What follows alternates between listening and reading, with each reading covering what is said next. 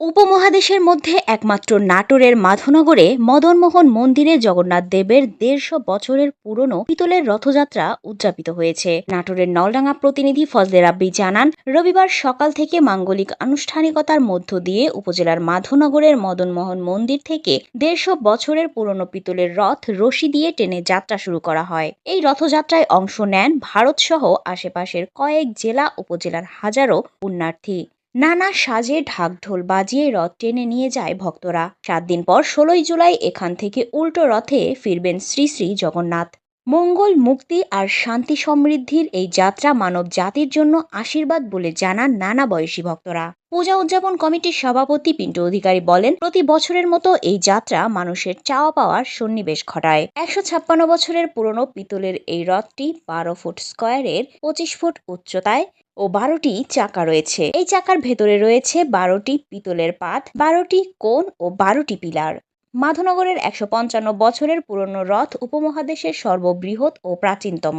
মদনমোহনের মাহাত্ম্য দেখে পাবনার দিলালার জমিদার যামিনী সুন্দরী বসাক ১৮৬৭ সালে এই রথ প্রতিষ্ঠা করেন। উল্লেখ্য, রামকুমার ঠাকুর বসবাস করতেন নাটোরের নলডাঙ্গা উপজেলার মাধবনগর গ্রামে। হঠাৎই তার মনোবাসনা হয় পুরীতে যাবেন জগন্নাথ দর্শনে। দিনক্ষণ দেখে রওনাও দেন তিনি। প্রতিমধ্যে বিশ্রামের জন্য এক অশ্বত্থ গাছের নিচে শুয়ে থাকতে থাকতে ঘুমিয়ে পড়েন। এরপর স্বপ্নে দেখেন কেউ একজন বলছেন, পুরীতে কষ্ট করে যে কি হবে, আমাকেই নিয়ে চল। রামকুমার উত্তর দেন, কিভাবে যাব? জবাব আসে, আমাকে তুলে দেখ, একেবারেই হালকা। ঘুম ভেঙে যায় রামকুমার ঠাকুরের। স্বপ্নে নির্দেশ পাওয়া জায়গায় খুঁজতে গিয়ে সরিষা খেতে দেখা পান মদনমোহন বিগ্রহের। মদনমোহন বিগ্রহ নিয়ে বাড়ি ফিরে আসেন, প্রতিষ্ঠা করেন সেই বিগ্রহ।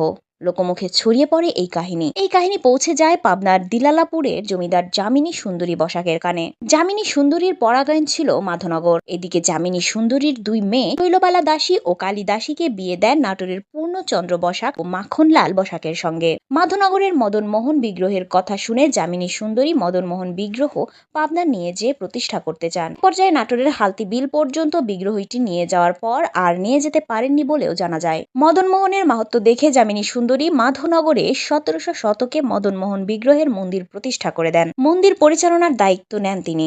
এখানকার যাবতীয় খরচ পাবনার দিলালপুরের জমিদার স্টেজ থেকে আসত। পরবর্তীতে যামিনী সুন্দরীর মেয়েরা পান তার পরগনার দায়িত্ব। এরপর ১৮৬৭ সালে যামিনী সুন্দরী নির্মাণ করেন পিতলের রথ। ১৮৬৭ সাল থেকে ১৯৪৭ সাল পর্যন্ত যামিনী সুন্দরী বসাক এই ব্যয়ভার বহন করতেন। স্বাধীনতা যুদ্ধের সময় এবং স্বাধীনতা পরবর্তী সময় চুরির কবলে পড়ে এই রথটি। রথের নকশা, বিভিন্ন অংশ এবং রথের সারথি যেগুলো পিতলের তৈরি ছিল সব চুরি হয়ে যায়। এরপর ২০১২ সালে নতুন করে সংস্কার করা হয় এই রথটি। প্রতি বছর আষাঢ় মাসের তিথি অনুসারে রথযাত্রা উপলক্ষে এখানে মাসব্যাপী রথের মেলা ও পূজা অর্চনা হতো। বীরকোচ্ছা ও গোয়ালকান্দির জমিদারের হাতি এসে রথযাত্রায় অংশ নিত এবং রথ টানার কাজ করত। এছাড়াও অনুষ্ঠান হতো দোল পূর্ণিমাতে, যা এখনো চলে আসছে।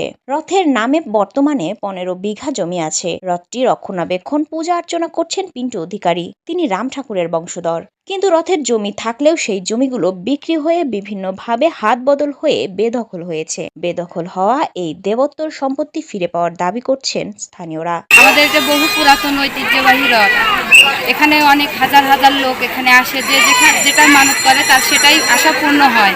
এর জন্য আমাদের এটা খুব ঐতিহ্যবাহী রথ বহু বছর হলো এখানে চলতেছে। ভক্তবৃন্দরা, হাজার হাজার ভক্তবৃন্দরা অনেক জায়গায় থেকে আসে। আমরা বাপদাদার মুখে শুনেছি এই ঐতিহ্যবাহী রথ আগে খুব নাম করা ছিল, আবার আমরা পুনরায় চালু করেছি দীর্ঘদিন হলো। যাই হোক, আপনাদের কৃপায় এখানে ভালো এই অনুষ্ঠানটা হয়। আমরা আশা করি আগামীতে আরও ভালো হবে। ২০১২ সাল থেকে আমরা স্বেচ্ছাসেবক টিম যুবলীগের ছেলেপেলে নিয়ে এই ২০১২ সালে যে রথটি আমরা সংস্কার করছি, এতে দূর দূরান্ত যতগুলো লোকজন এখানে আবির্ভাব ঘটে, আমরা জায়গা দিতে অক্ষম। তাই প্রকৃতপক্ষে যেই জায়গাটি রথবাড়ি ও দোলবাড়ি ১ একর ৩৪ শতাংশ, ওই জায়গাটি যে কোনো হালে রেহাতি হয়ে গেছে।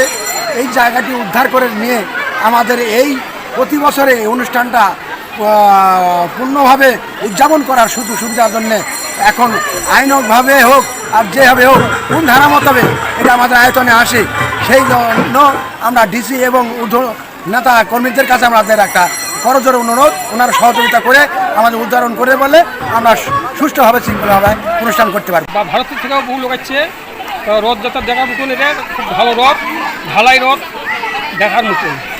এখানে এসে আমাদের বাসনা পূর্ণ হয়। আমাদের আজকে শুভ রথযাত্রা বা এটা নিয়ে অনেক দূর দূরান্ত থেকে সবাই আসছে। আমরা খুব উদযাপন করি, বাট আমাদের সবাইকেই ভালো লাগে। তো সবার মঙ্গল কামনা করছি এই উপলক্ষে। তো সবাইকে এটা ভারত উপমহাদেশের সর্ববৃহৎ রথ। এটা 100 থেকে 150 বছরের পুরাতন। এখানে সনাতন ধর্মের অনেক লোকদের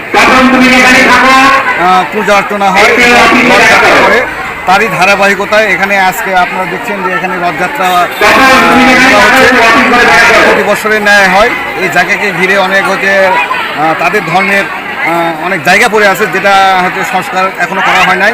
আমি আপনাদের মাধ্যমে সরকারের কাছে এটা জানাতে চাই যে এই রথের যে জায়গাগুলো আছে সেই জায়গাগুলো পুনরুদ্ধার করা হোক এবং এটা সনাতন ধর্মাবলী সর্বোপরি দেশের সর্ববৃহৎ কাজে ব্যবহার হোক।